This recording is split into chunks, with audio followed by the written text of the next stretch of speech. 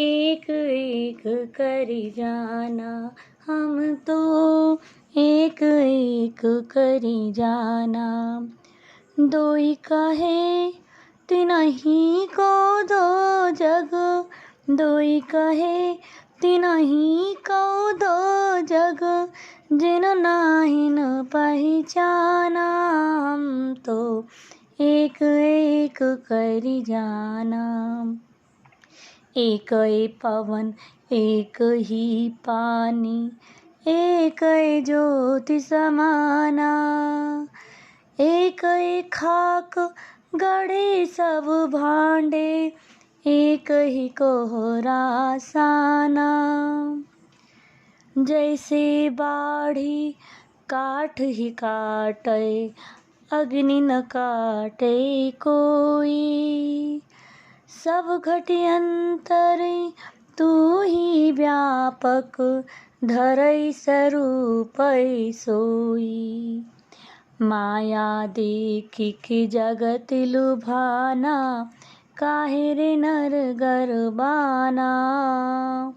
निर्भय भया कछु नहीं व्यापे, कहे कबीर दीवाना। हम तो एक एक करी जाना। इस पद में कबीर ने आत्मा परमात्मा को एक रूप में ही देखा है। संसार के लोग अज्ञानतावश आत्मा परमात्मा को अलग अलग मानते हैं और कबीर इस पद में एक ईश्वर की मान्यता प्रतिपादित करते हैं। कबीर सृष्टि के कण कण में परमात्मा की व्याप्ति मानते हैं। इसी व्याप्ति को अद्वैत सत्ता के रूप में देखते हुए विभिन्न उदाहरणों के द्वारा रचनात्मक अभिव्यक्ति देते हुए इस बात की पुष्टि करते हैं कि ईश्वर एक है। कई उदाहरण जैसे हम तो एक एक करी जाना, अर्थात हमने तो एक ही परम तत्व अर्थात ईश्वर को जान लिया है कि वह एक ही है। यहाँ एक एक शब्द में यमक अलंकार है। जहाँ पहला एक शब्द परमात्मा के लिए है तो वहीं दूसरा एक का प्रयोग संख्या एक के लिए प्रयुक्त हुआ है।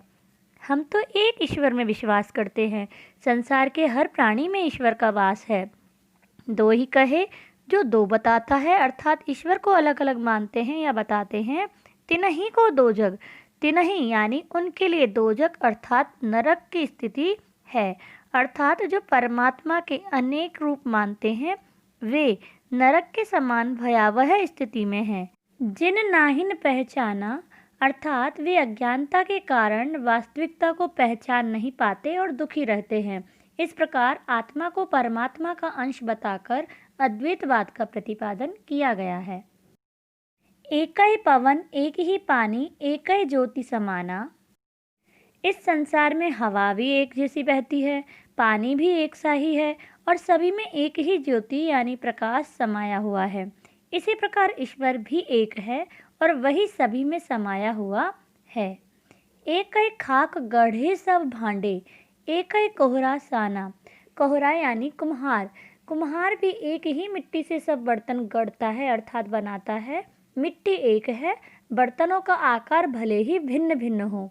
इसी प्रकार हमारे आकारों में भिन्नता तो हो सकती है पर सभी के मध्य जो आत्मा है उसी परमात्मा का अंश है।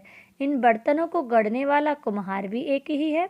उसी ने मिट्टी को सानकर ये बर्तन बनाए हैं। इसी प्रकार एक ही कुम्हार रूपी ईश्वर ने हम सब लोगों को एक ही प्रकार के तत्वों से बनाया है। तो यहाँ हम कह सकते हैं खाक और कोहरा में रूपक अलंकार है। जैसे बाढ़ी काट ही काटे, अग्नि न काटे कोई।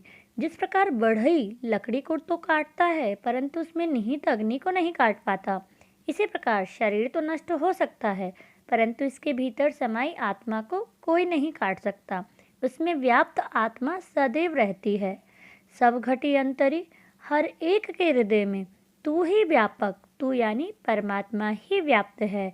धरई स्वरूपै सोई, भले उसने कोई भी रूप धारण किया हो, कोई भी स्वरूप धारण किया हो। माया देखी के जगत लुभाना, काहे रे नर गरबाना। यह संसार माया के वशीभूत है। माया को देखकर संसार लुभाता रहता है। मनुष्य को माया पर घमंड नहीं करना चाहिए, अर्थात माया मोह व गर्व की व्यर्थता को कबीर ने यहाँ रेखांकित किया है। निर्भय भया कछु नहीं व्यापे, कहे कबीर दीवाना। जब मनुष्य निर्भय हो जाता है, डर से रहित हो जाता है, तो उसे कुछ भी नहीं सताता। कबीर भी अब वास्तविकता को समझकर निर्भय हो गए हैं तथा स्वयं को ईश्वर का दीवाना मानते हैं और एक ईश्वरवाद में विश्वास रखते हैं। तो पद में गेयता संगीतात्मकता तो है ही, सदुक्कड़ी भाषा का भावानुकूल प्रयोग भी है। साथ ही इस पद में रूपक, उदाहरण, यमक एवं अनुप्रास अलंकार की छटा भी दर्शनीय है। इस प्रकार इस काव्यांश के आधार पर हम कह सकते हैं कि ईश्वर सर्वव्यापी है, उसे काटा या मिटाया नहीं जा सकता। ईश्वर सभी के हृदयों में आत्मा के रूप में व्याप्त है और वह व्यापक स्वरूप धारण करता है। ईश्वर निराकार, सर्वव्यापक, अजर अमर है। कबीर का यह पद हमें यही संदेश देता है। हम तो एक एक